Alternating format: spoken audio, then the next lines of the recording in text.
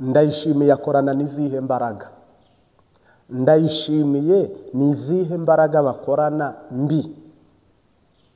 Muri iki kiganiro nubwo bishobora kugushimisha cyangwa bikakubabaza, tugiye kugaruka ku mbaraga mbi, cyangwa se ni izihe mbaraga mwiteguye guhangana nazo, mwiteguye Imana igiye kubaneshereza, mwiteguye imbaraga mbi zigiye kuva mu gihugu, noneho Dawidi akayobora ingoma y'umuhezagiro n'umugisha. Ngira ngo rero nguhaye ikaze. Iyi ni Imbabazi TV 3, Jeni Martin nkuko bisanzwe. Umwami Yesu aguha umugisha. Ntabwo kandi muri aya makuru tugiye gushyira hanze muri ritangazo, ntabwo turi buvuge ngo habeho gutera abantu amabuye. Oya, nta murozi rwose Yesu azakundira kuba. Uko Bibiliya bivuga muri Yesaya ngo ntugakundire umurozi kwabaho, ntugakundire umurozi kwa abaho. Nagira ngo nkumenyeshe ko mu Burundi, narabivuze, bamwe mwaranabiteho komenti, umurozi uroga akaba kiroga akiri i Burundi, umurozi uroga akaba gihagaze mu gihugu cy'u Burundi. Nakubwira ngo bayi, nutareka uburozi bwawe Imana izakwica pe. Ibintu byo gusambana, ibintu byo kwiba, ibi byaha, ariko kuroga ukarimbura umuntu ubugingo, ukarimbura n'umubiri, Imana izakwica. Dore Bibiliya yampamagaye, ntiyitiranya amazina, ntibeshye. Iri ni ijambo ry'Imana. Silivupure muzabona Imana na kiranga. Uyu mwami Dawidi, Imana izamuha ubutware n'ubushobozi bwo kurimbura Imana yitwa kiranga. Igihugu kizaba kivumutse. Ntabwo ari sendidede gusa azakuraho, nta nubwo aje gukuraho ubukene gusa, ahubwo mu bintu bizanye marayika uzaba uri muri Dawudi harimo no kurimbura Imana yitwa kiranga. Kiranga ntabwo muzongera kubona abantu bakina imizuko ku manywa. Kurya muzi Sawuli yarimbuye abarozi, niko i Burundi bigiye kugenda. Ntabwo rero Everest Ndayishimiye n'Abarusiya nabo bakoroneje u Burundi, ntabwo yigeze ashobora kubana nabo.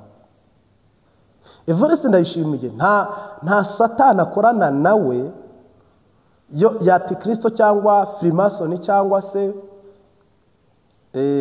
Illuminati. Oya, izo mbaraga ntazagira. I Burundi abatinganyi bariyo ni hahandi bavuga ngo nta rugo rutagira ikigojwi. Niba abantu babikora ku gatwe kabo, kubwo nabwo ubukene bubazahaje, umuntu akabikorokeramo n'impembu mbi zikabimuboheramo akabura uko bivamo. Abo babikora binyegeje, ntabwo ari wazi. Ni ukuvuga rero n'ingaruka muri izi mbaraga mwebwe hano mubona. Ntabwo izi mbaraga rero zishobora kurinda Everest Ndayishimiye. Nta nubwo Burundi isi izatera imbere, muzabona abaperezida benshi bemera Antikristo, mubona abaperezida benshi bemera Freemason, mubona abandi bemera Illuminati, ariko Uburundi ntiburimo. Ndabizi nimvuga iri jambo murantera amabuye. Uburundi ntiburimo. Ntabwo Uburundi buzigera businyana amasezerano n'ibi bintu byitwa umuhero cyangwa se ivumwe y'izo mana cyane z'Abanyamerika n'Abanyaburayi n'abantu bo muri Aziya. Ariko nabo si bose, ariko harimo ababihaye amazu, ababyubakira, ababininahaza, ababisenga, ngira ngo ku murango no mu ijoro. Mu Burundi Imana ngiye yampishuriye yambwiye, ntabwo muzigira muhabona kiranga cyangwa Antikristo cyangwa Freemason cyangwa Illuminati. Ubu butumwa bwumve witonze, ni ubutumwa bw'igihugu cyawe cyanjye. Koko niba uhoraho ngewe anyujijemo ubutumwa bwawe kandi bwiza, ni amahirwe ngize. Niyo mpamvu naririmbye ngo tuzaba kuri iyi ngoma umubabaro nushira.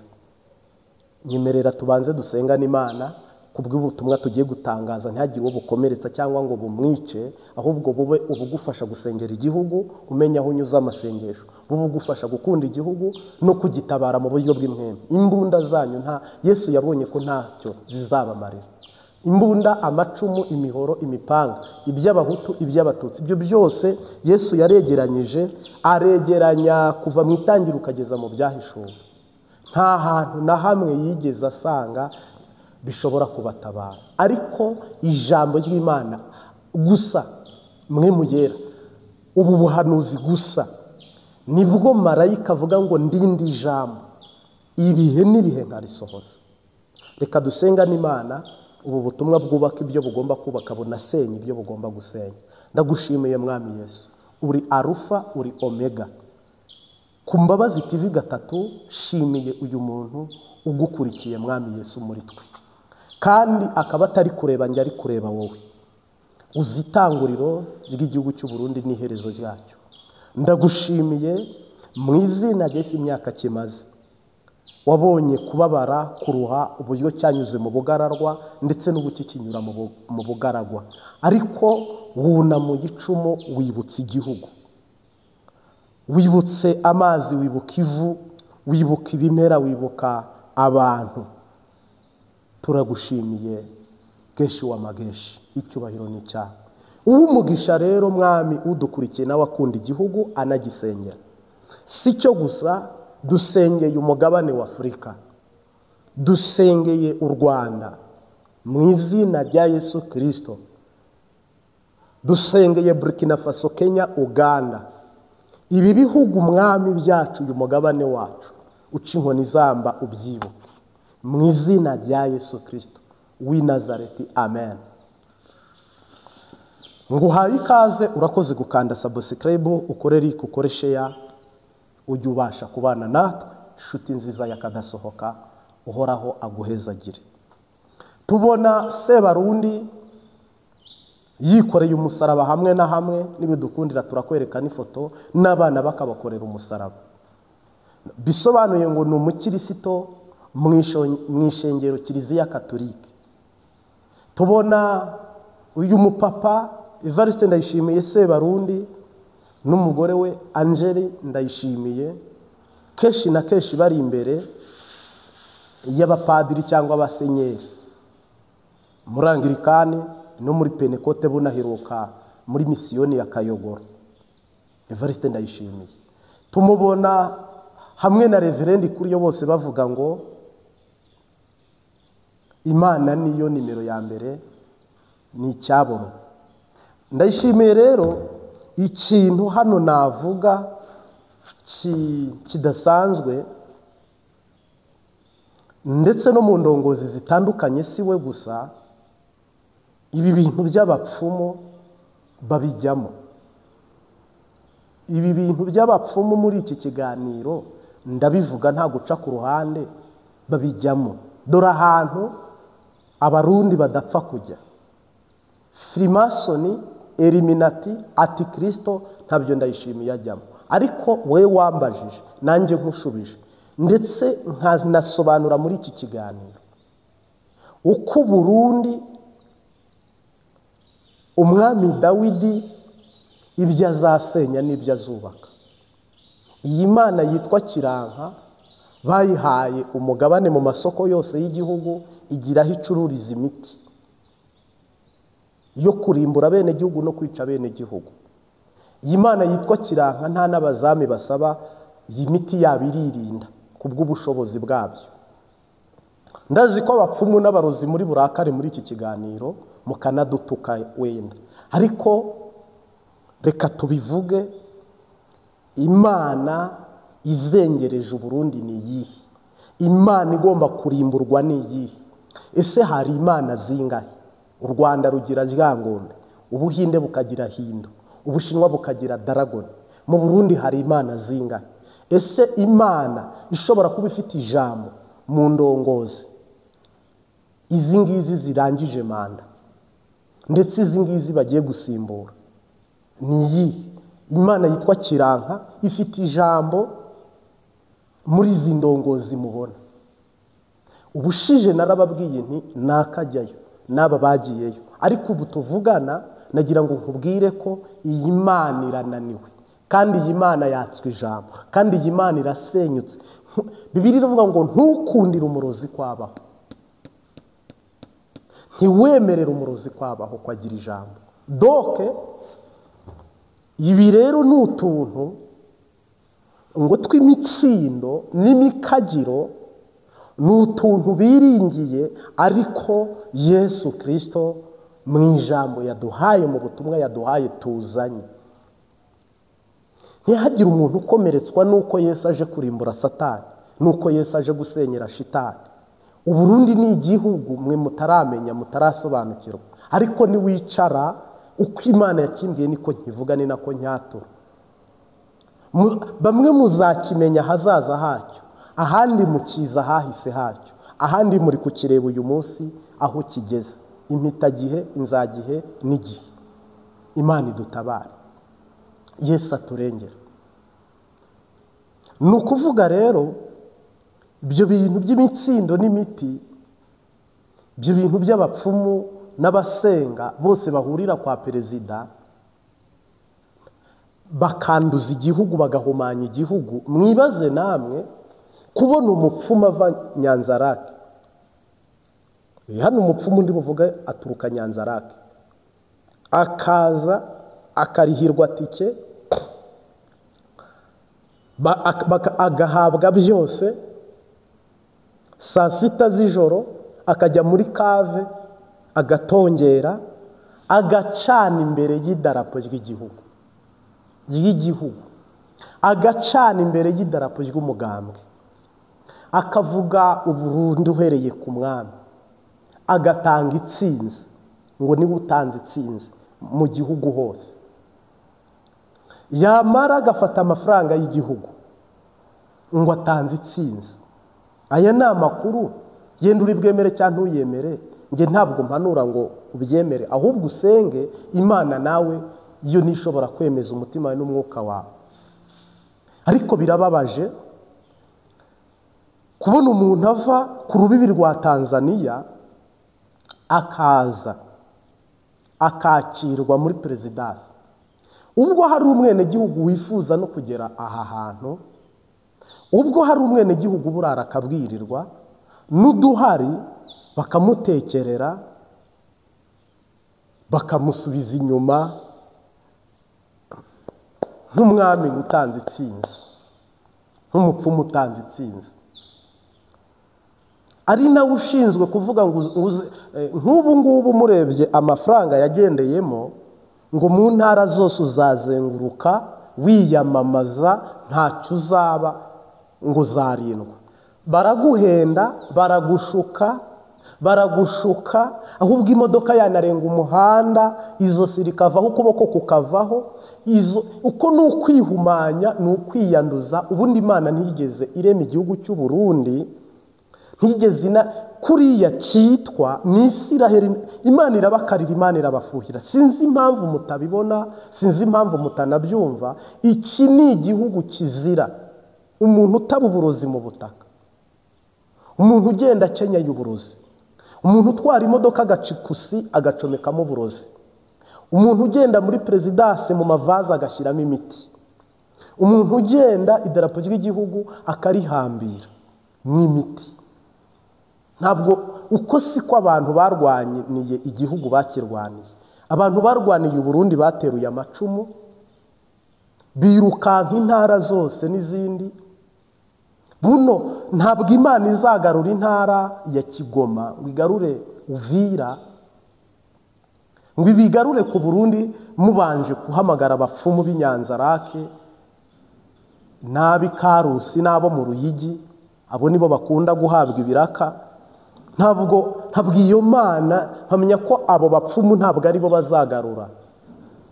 Hari n'abasoda benshi bazi ko izi ntara zizagaruka, hari n'abajya babirekarama bakavuga ngo ese noneho ko abasendi de defudede ari nabo babyawe na Tanzania, doke kugira ngo abo bantu babashe kubwira Tanzania ngo duhe Kigoma, kubwira Kongo ngo duhe Uvira, ibyo bintu bikabagora, ibyo bintu bakumva ntibinashoboka, kandi bakabona Tanzania iteye imbere. Nagira ngo nkumenyeshe ko Tanzania, umuntu wese unyumva ari Tanzania, iriya ntari zagaruka. Sinzi ukuntu bikora, sinzi uko bigenza, Mana ufite ukuntu bigenza bike. Na Tanzania ubwayo izacikamo kabiri, ntabwo Tanzania izaguma kuriya. Oya, Tanzania izacikamo kabiri, Kongo izacikamo kabiri. Jewe ndi umuhanuzi, kandi ziriya ntara zose ari intara z'u Rwanda, ari intara z'u Burundi, imigabane n'imbibi bizasubirwamo. Tuvuga ibintu umuntu twumva akavuga ngo mwaratamitswe, ngo muri abanyapolitike, muri intumwa z'abantu. Ni ikihe kintu wampa ngo ubugingo bwanjye mbuguhe uburimbure? Jewe nje guhanura naratunze imodoka, nje guhanura narabaye mu nzu nziza, n'ubu nyibamo. Yego, nje guhanura naricaranye na perezida, tuganira ibyera, tuvugana ubutumwa bwiza. Uyu munsi wa none rero ntabwo nibaza ukuntu wambwira ngo ufite amadolari, ngo ufite amayero. Oya, ubugingo. Yesu mu bintu byose yaravuze ngo uwaguha byose ariko akakwaka ukanyagwa ubugingo, ngo byaba bikumariye iki? Tekereza neza uburyo utwaye agakiza, tabuhetse ingobyi umwana yaraheze kera. Tekereza neza uburyo utwaye agakiza, tabuhetse ingobyi umwana yaraheze kera. Tekereza neza uburyo utwaye agakiza, tabuhetse ingobyi umwana yaraheze kera. Uyu munsi wa none rero intara zose mu nyumve, abadiaspora mu nyumve, kandi aho bwije mbahaye ikaze, aho bukeye mbahaye ikaze. Ndagushimiye wowe udukurikira ugatangirana natwe iteraniro ukanarirangiza. Niho uzamenya icyo Imana yavuze n'icyo yakoze ko gisohoye. N'ubu tuvugana, Kabila bari mu nama ngira ngo igoma, Kongo izacikamo kabiri. Nubwo Kagame yaba atari nawe uyoboye u Rwanda, Kongo izacikamo kabiri gusa, ariko jye mbaye impanuye kabiri. Kiriya kigiye kuba ikirwa nka kuri Taiwan imeze. Nta ntambara ibaho izigera itanga amahoro mu burasirazuba bwa Kongo. Abantu bariyo mu nyumve, abadukurikiye muri Braza mu nyumve, abadukurikiye muri Kisasa mu nyumve, hariya ngenda mvuga ikinyarwanda, nambaye isura y'ikinyarwanda, ariko ndagira ngo nkumenyeshe ko nubwo uyu munsi n'u Rwanda barwimura, isi aho iri kujya muzasangira nabo utashakaga ko musangira, muzabana nabo utashakaga ko mubana. None gasha uzabashyira ahubwo imeze neza, impunzi zitahe, mubane mu mahoro. Naho nubyanga ni ukudindiza umugabane no kudindiza iterambere, ariko bitebe bitebuke. Kabila uyu nguyu yashyizweho n'u Rwanda n'Ubugande ku butegetsi, ndetse ubu u Rwanda n'Ubugande ni nabwo bwakuyeho Marishali mu mbuto, wambaraga uruhu rw'ingwe anisingikirije abadayimoni cyane, ndetse na Habyarimana wari woroye inzoka nawe afite imikagiro myinshi, ubwo yavuga ngo ndi kinani cyananiye abagome n'abagambanyi, yikoma mu gatuza. Hari undi muntu wigeze yikoma mu gatuza ngo Imana imwohereza kurisha imyaka 7 atagaragaye mu gihugu. Uyu munsi wa none rero nagira ngo nigarukire mu butumwa bw'iki gihugu cy'u Burundi. Ubu tuvugana, ari ibiri muri perezidanse, ari ibiri mu mamodoka yanyu, ari ibiri mu nzu zanyu, ari ibiri mu mabarabara aho munyura, ari ya maropo mugenda mugatabamo ibintu muzi ko Imana itari kubareba mu ijoro, mugafata ibintu mugahambamo, amazu yanyu mwafashe muhambamo ibintu. Ndagutwenze nta kintu bizakumarira, nta kintu bigiye kukumarira, nta kintu biri bugufashe. Ibi bintu byose nkugiriye inama, Imana jya ibinyereka. Yampaye ko iby'Imana yavuze ku gihugu cy'u Burundi byasohora. Ntabwo ushobora kuvuga imbaraga mbi utavuze imbaraga nziza. Ntushobora no kumenya Imana utazi shitani. Aho hose waba wibeshye. Umuntu uzi Imana, umuntu wamenye Imana aba azi shitani, kuko ntushobora kumenya igihugu utazi opozisiyo. Ntushobora no kumenya shitani nanone utazi Imana. Abasigayemo hagati na hagati ntushobora kumenya gutandukanya ibibi cyangwa ibyiza.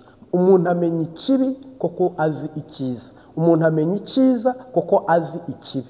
Muri uyu mwanya rero ngira ngo twebwe duhujwe no kuvuga ngo uhereye ku ngoma y'umuhisi Pierre Nkurunziza ukaza ugafata kuri Sebarundi, nyine cyubahiro Ndayishimiye, ni yihe Mana itabyemo muri CNDD-FDD? Tubabona na Bibiliya umurango no mwijoro, tubona amategeko menshi agaragaza ko Imana ariyo nimero ya mbere muri CNDD-FDD. Uyu munsi wa none rero harimo agahinyu, ari nako tugiye gushyira hano. Ni ukuvuga ngo mu Burundi, igihugu cy'u Burundi ni igihugu cyiza, kimwe cyo mbwiye abadukurikiye harimo n'ababimbajije. Uburundi ntibukoresha Freemason, ntibukoresha Illuminati, ntibukoresha Antikristo. Icyo kukanjye gatwe mu mwuka wera Imana yampaye ngihakanye nemanga ko izo mbaraga zidahari. Ahubwo ibi bihugu duturanye byo bamwe na bamwe ntavuze barazikoresha. Mu by'ukuri rero igihugu cy'u Burundi mu busanzwe ni igihugu gifite amasezerano meza, gifite kuba kizaba igihugu cyangwa kigiye kuba igihugu mu buryo navuga Yerusalemu, Isiraheli. Kandi ndabizi urabirwanya, uranabipinga, uvuga uti kuki uvuze ibyiza ku Burundi kuko yenda udakunda igihugu cy'u Burundi.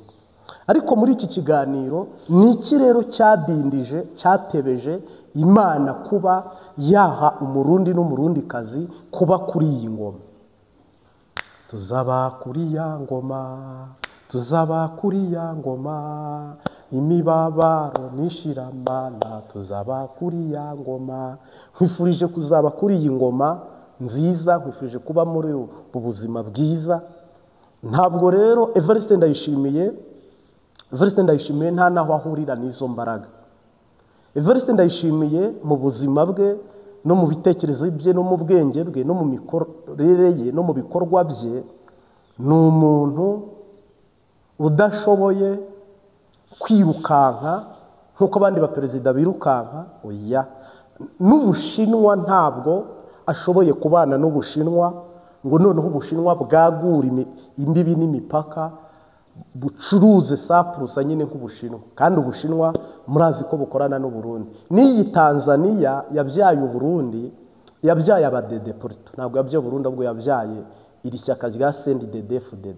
Ntabwo Tanzania ibabajwe n'ibyayo, ubona ko itabyitayeho kubaka u Burundi. Ntabwo Tanzania ibyitayeho, ahubwo n'abarundi bamerewe nabi bari muri Tanzania, kandi bamwe muri yo rwose abari y'amahoro ame, ariko abandi muhura n'ibibazo sorry. Niseguye muri iki kiganiro umuntu wese wakumva mvuze nkahengama mu buryo yumva ko mpengamye cyangwa se rwose nkwiseguyeho, kuko tugiye kuvugamo ibintu yenda se utashakaga ko bivugwa. Kandi ntabwo maramaje perezida, sinamaramaje igihugu, ahubwo tuvuge ngo Imana y'Abarundi ni Imana Data n'Umwami Yesu n'Umwuka we. Ubwo ni ubutatu butagatifu. Igihugu cy'u Burundi nzi ko ariyo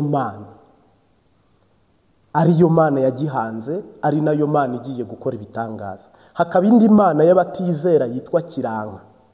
Iyi Mana yitwa Kiranka iri mu bwoko nakwita ubupfumu. Mu Rwanda hari yitwa Ryangombe, nanone ikorana n'abatizera, bishakira indonke, bishakira ubuzima, profi yo kwiba, profi yo kugira ibyiringiro bikwegereye, kuko urabona twe twizera Imana rurema yaremye ijuru n'isi, ariko tuyizera utari buyikoreho. None hari umuntu worora inzoka, mabonye ko hano mu Buyenzi hari abantu borora inzoka, bakina imizuko ku manywa, donc baroga ku manywa y'ihangu. Isoko ryo mu Ijabe rigira igipande cy'abacuruza uburozi, isoko ryo mu Buyenzi rikagira igipande cy'abacuruza uburozi, nta n'umuzamu hagira. Isoko ryo mu Nyakabiga, isoko subwo nibyo na Nyakabiga menye, Ngagara, Kinama, Kanyosha, aya masoko yose yo mu Bujumbura cyangwa se y'Ibujumbura habamo igice cyahariwe gucuruza ibintu by'imiti y'ikirundi. Reka nkubwize ukuri, wowe unkurikiye ukunda igihugu cyawe, marayika uyu ni umwanda azaterura nk'uko umwanda uva mu kibuno cy'umuntu, agaterura uyu mwanda akawujugunya kure. Ntabwo mu Burundi ibi bintu ntimuzongera kubibona, kuko Yesu arahagije kuba igiti musoromaho amababi mugakira indwara. N'aya masoko azayasenya, n'abapfumu azabakubita, abapfumu bazafungwa. Ababarozi Burundi bazengereje abantu, ababarozi ntabwo bari abarozi sati Kristo, bari abarozi seriminati, bari abarozi sifirimaso, ababarozi bafata inyamaswa nk'inzoka, ingwe, utu dusimba twose batoratora, udusamunyiga, utu tuntu, ibi biti basekura by'imiko, imivumu, imiyenzi, ibintu byose, imikoni, ibi biti byose begeranya bagashyira mu isekuru, bagasekura, bakabigaburira abantu, bakabaha ibyo bisiga, bakabaha ibyo banywa. Ofete jewe marayika yanyemereye, atari uyu munsi, n'ubutumwa maranye iminsi. Yarambwiye kuko iyo usengera igihugu ntabwo ukivuga muri kote imwe, ntunakivuga muri kote ebyiri, ukivuga muri kote zose. Kandi iriya ni Imana yitwa Kiranka, ubwo Imana yitwa Kiranka n'amaguru yayo n'amaboko yayo n'agatwe kayo n'ibiganza byayo izava mu gihugu cy'u Burundi, aho Yesu azayijyana simpazi. Izava mu gihugu cy'u Burundi, ari naho marayika yavuze ngo mvumuye ubutaka, ari naho marayika yavuze ngo mvumuye. Ndaje tugaruke kuri iyo Mana Neva akorana nayo, ndaje ngaruke kuri izo mbaraga zigendana na Neva, ariko ntushaka kuvuga ubu ndi kugaragaza iyi Mana yitwa Kiranka. Muzabona abantu batanga ubuhamya ko batwise urwiri bakabyara urwiri, byose ni Imana yitwa Kiranka ibikora. Mubona abantu bari kubyara ibikeri kandi bakwiye kubyara abana bazima. Mubona abantu bari gupfa giturumbuka. Doke uburozi doroni, ubwo hatagira doroni zibafasha mu iterambere, ariko doroni z'abarozi, udutaro tw'abarozi, muvoma z'abarozi. Umurozi yavuye Karusi yerekeje mu Buyenzi arashyika. Ni ukuvuga ikirere cy'i Burundi buno kirimo iyo miyaga n'imyuka mibi. Hasi activity imodoka zigenda ziba zipakiye nyirahuku cyangwa injangwe cyangwa ibyo bita amapusi, ariko zimwe zigiye kurogwa no kurogeshwa cyangwa se bacuruzamwo uburozi. Ibyiyo nibiguruka babirasa babimanurira kuroga Abarundi. Ni ukuvuga rero iyo Mana yitwa Kiranka, ukuboko kuzayihombya ni ukwa Yesu. Marayika namara kuyiboneza iyi nkota, itangazo ngo nditangaze mukuru uburozi mu gihugu cyacu, mukuru uburozi muri perezidanse y'Imana, mukuru uburozi mu mazu y'Imana. Wewe wibwira ko ari ibyawe, umaze kumva ko ari ibyawe, uratekereje ngo ibi bintu ni ibyanjye, uburozi ni ubwanjye. Iyo ibi ni umugisha Imana yahaye igihugu. Imana niyo yazanye ivu, Imana niyo yashyizeho igihugu, Imana niyo yaremye byose, Imana niyo ishobora byose. Mwebwe muri kugenda mwihangira izindi mana, umwe ati ngewe ibi, undi ati nanjye ibi. Marayika yambwiye ngo kuri ibyo bintu muri iyo modoka izabata munsi y'umuhanda, kuri ibyo bintu watabye muri perezidansi, kura abarozi mu nzu y'Imana, mu nzu yitiriwe izina ry'Imana. Erega iyi perezidanse Dawidi agiye kuhicara.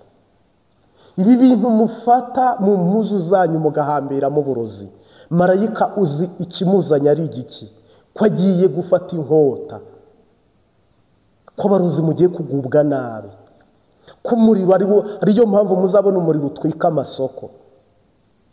Mufate amasoko mucururize ku miti, murangurire ku miti, mukorere ku miti. Imana n'ijambo ryayo na marayika, ngiyi Bibiliya yera, Bibiliya ntagatifu, ijambo ry'Imana. Nagira ngo nkumenyeshe ko ikizanye Imana muri iki gihugu ni ukurimbura ubwami bwose bwa shitani n'ibikorwa byose by'abadayimoni n'ingoma yose ya shitani. Bino mufata inkona inzima niyapfuye, mupfuma agafatanya n'umuhoro, agashyiramo icumu.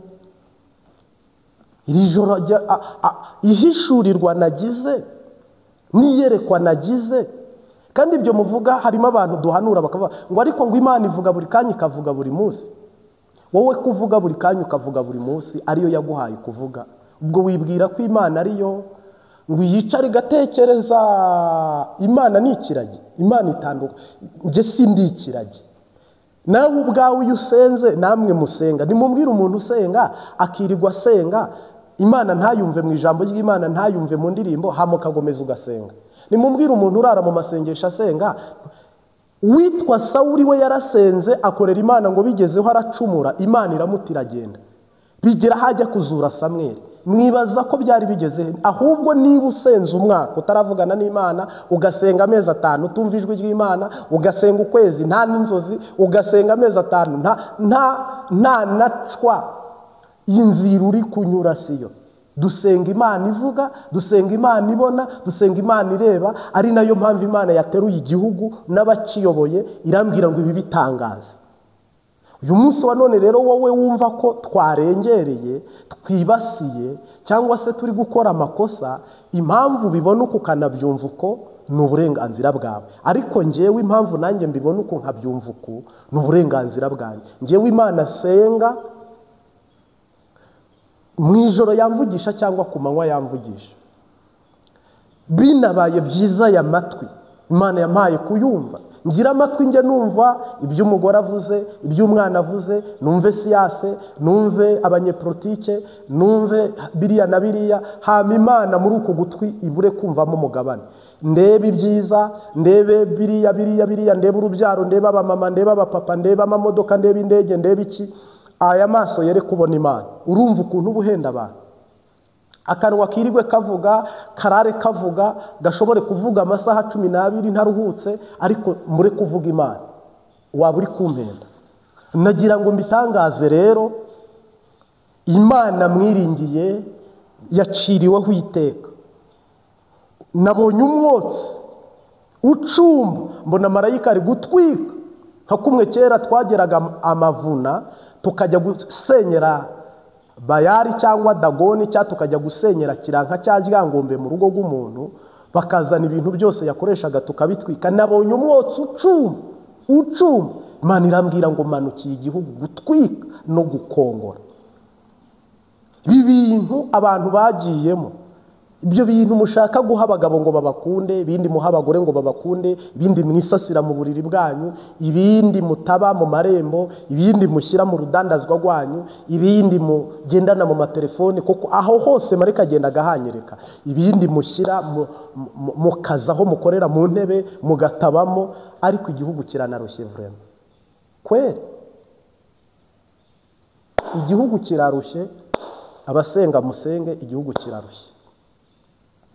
Nawe ubirebye Yesu agukoze ku maso akaguhwejesha.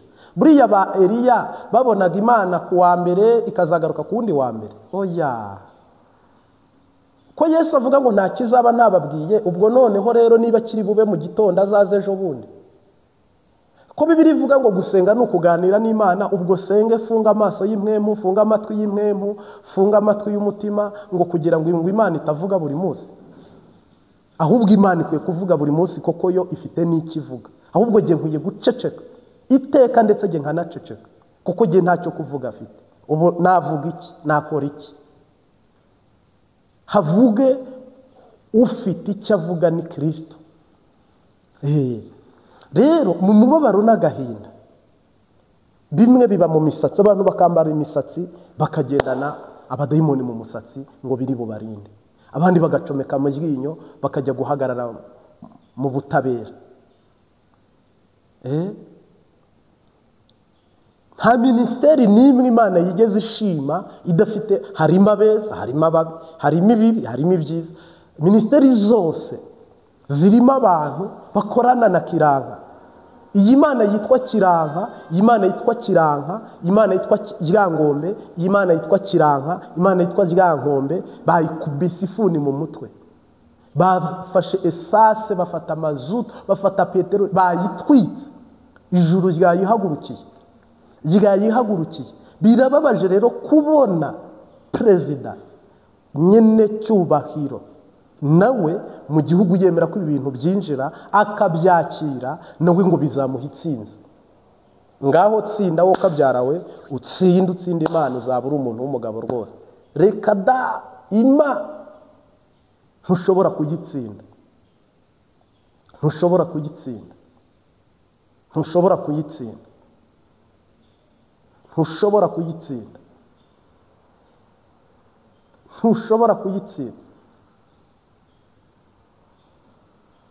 Nagira ngo nkubwire, Imana yitwa Kiranka mu Burundi aho butangiriye n'aho burangiriye ntabwo iri mu bizimana ingoma na Dawidi.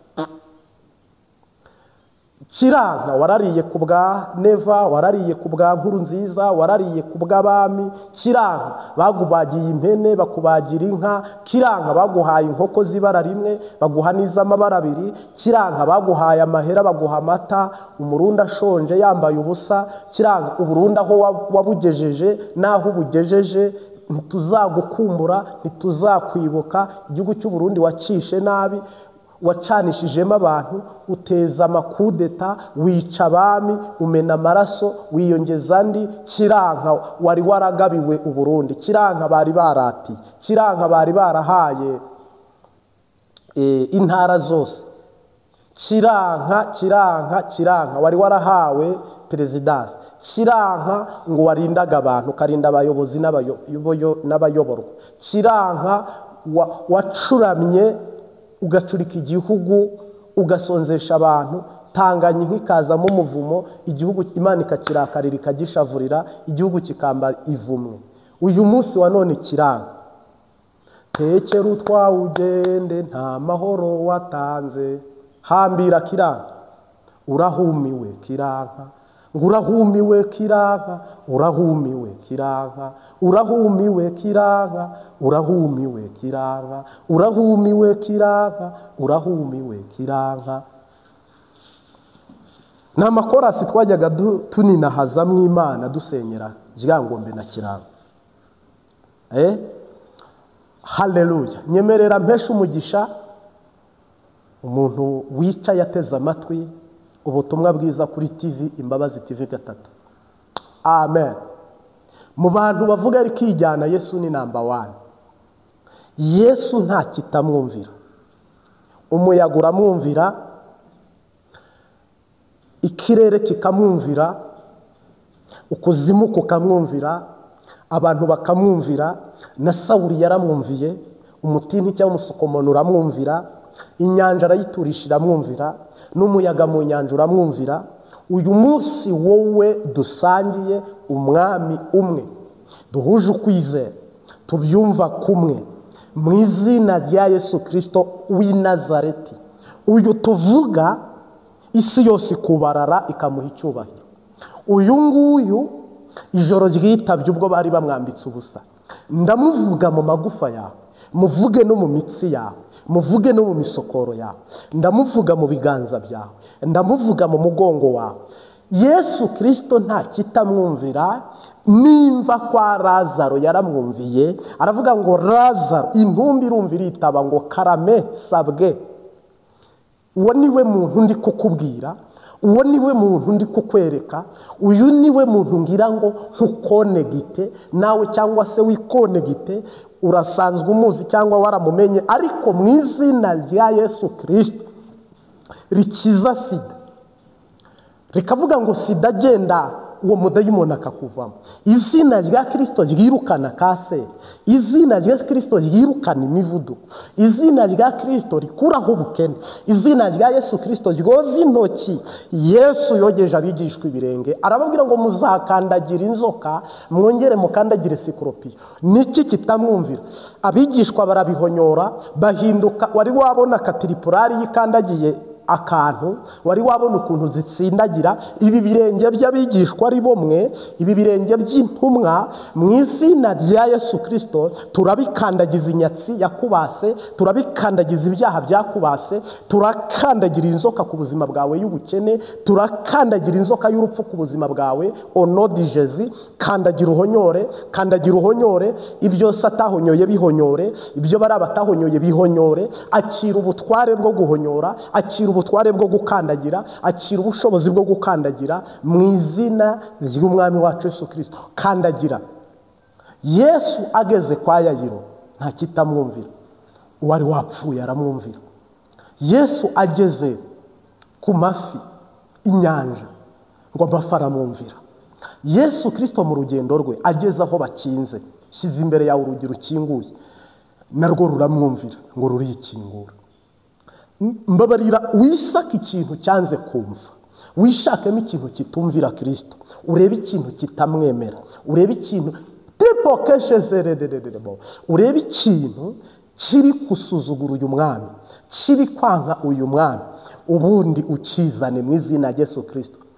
Yesu aragicira urubanza, aragicira urubanza. Nyemerera ndirimba indirimbo numvise Mwuka Wera azana, tega amatwi tuyiririmbane, noneho ndagaruka. Yego. Murebe urukundo rukomeye cyane twahawe n'Imana ihoraho, twahinduwe abana b'Imana ihoraho, dukwiye kubana amahoro. Tuzanezerwa cyane mu ijuru, tuzaririmbana n'abera, tuzambikwa ikuzo muri urwo rukundo, n'amarira azaba mu ijuru. Utugirira ubuntu Mana ihoraho mu rugendo rwacu dufite, utwoherereza umugisha mu bwiza, tubashe kukumenya Mana. Tuzanezerwa cyane mu ijuru, tuzaririmbana n'abera, tuzambikwa ikuzo muri urwo rukundo, n'amarira azaba mu ijuru. Tuzanezerwa cyane mu ijuru, tuzaririmbana n'abera, tuzambikwa ikuzo muri urwo rukundo, n'amarira azaba mu ijuru. Sishaka gukorera abami babiri, niko gukunda isi n'ijuru. Hariho abakunda ubutunzi bwo mu isi, bakaburutisha ubw'ijuru. Tuzanezerwa cyane mu ijuru, tuzaririmbana n'abera, tuzambikwa ikuzo muri urwo rukundo, n'amarira azaba mu ijuru. No mu gihe tugendera muri iyi si tuyibonamo ibidushuka, ariko dukwiye kunesha ibyo byose, kuko ari ko Imana ibishaka.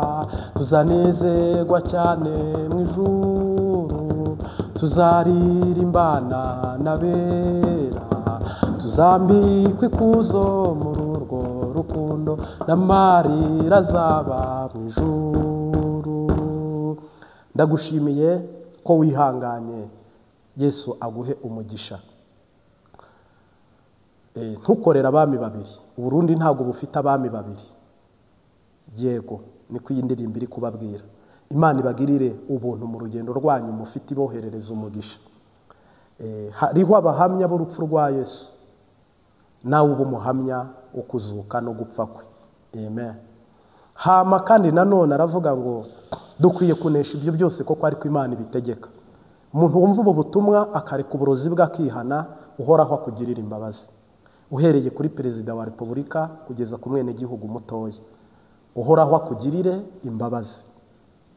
Umuntu uzumva ubu butumwa n'ibindi ntavugiyemo hano yenda tuzagarukaho, koko Satani ariyoberanya, ni uruvu, ni ikinyaruvu n'inzoka.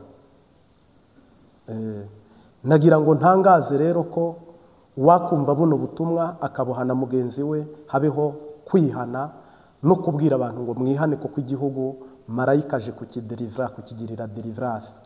Ubwo rero narindi kukubwira ko ku ngoma ya Dawidi, umwami Dawidi, harimo Imana. Marayika yambwiye ngo iyi Mana ntabwo izahabwa ijambo, ntizigera igira ijambo, ahubwo igiye gusenyukwa, bagiye kuyisenya, igiye kurimburwa. Kandi rero n'ishyaka ririho byagaragaye, biboneka ko harimo si bose, bamwe na bamwe bakorana na kiranga, ndetse bagahamagara n'abanyamahanga bakabaragurira, bakabaterekerera, bakabatongerera. Ibyo byose bitsindwe mu izina rya Yesu Kristo. Ubutumwa dutangaje ni ubwururutse umutima, ni ubw'amahoro, ariko tuvugishijwe n'impwemu, nawe ubyumvire mu mpwemu, ntibice mu gutwi ngo bisohokere mu kundi. Uhoraho aguhezagire kandi aguhe umugisha, kuko ibyo tuvuga ntitubivuga ku bwacu, tubivuga ku bw'umwuka wera n'ijambo ry'Imana. Amen. Rero wowe utangirana natwe ugasozanya natwe, uhoraho aguha umugisha. Ibitekerezo byawe ni ingenzi, inkunga yawe iyo ari yo yose turayikeneye kandi turayigushimira. Wowe uyitanga, nawe uzayitanga, nawe uri kugitanga. Ushyigikira umurimo w'Imana. Imbabazi TV gatatu, ubutumwa bwiza bwaguke. Ubwo nawe izo mbabazi uzifiringe mu izina ry'uwaducunguye, watubambiwe. Ndagushimiye Mwami Yesu, tutagabanyije tutongereye. Uburundi ni ubwawe, niwe wabuhanze, niwe waburemye, ndetse n'abarundi n'abarundikazi, abari mu gihugu n'abari hanze y'igihugu. Intego yawe ni imwe, niyo kubaha umugisha, niyo kubababarira. Umugambi wawe ni mwiza, ni uwo gukura kiranka mu gihugu, ukavumura igihugu. Ubwiza bwawe rero n'izuba ryawe ry'umugisha n'imvura y'umugisha biboneke ku mugabane wacu wa Afurika, n'u Burundi by'umwihariko, na Burkina Faso, u Rwanda, ibihugu byose, Uganda, Kenya, by'umwihariko uri kumva iyi nkuru. Mwami Yesu abumuragwa n'uzagabana kuba kuri iyi ngoma. Mpesheje umugisha Mwami Yesu, uwo dutangiranye tunasozanyije, n'uwarebyeho akanya gatoya, mu izina rya Yesu Kristo. Haleluya. Umwigisha n'umwigishwa tugabanira imbere yawe. Ngaho rero Mwami, uzaduhe kubaho iteka ryose mu ijuru, ubwo umuzuko uzabaho n'abari bazima bahinduwe, tuzahagarare dutsinze tunesheje iyi si ku bwawe, mu izina rya Data n'Umwana n'Umwuka wera. Amen. Hama uza kwihana, nanjye watuye ibi, shitani ajya agira ifuhe, dayimoni muhozi, uhoraho aturinde uwo mwanzi w'ishyari cyangwa se muhozi, nawe amukurinde. Guca bugufi kwawe uhoraho abiha umugisha, mu izina ry'Umunyanazareti. Amen. Kudesha umunsi mwiza, ijoro ryiza. Shalom shalom.